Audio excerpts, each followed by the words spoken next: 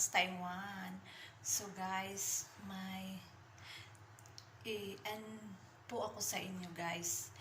If ever kung may ano kayo guys, may mga expire na mga shampoo, conditioner, lalo na sa galing sa sa hotel na hindi natin magagamit, no? So, kung magpunta kayo ng hotel, pwede nyo yung dadalhin kasi sali yan sa bayan. So, ito guys, expiry na to. Matagal na siyang expire. So, pero gagamitin ko to siya panglinis ng CR para hindi siya maitatapon. Magagamit din siya. So guys, watch the next step. Lalo na dahil kita.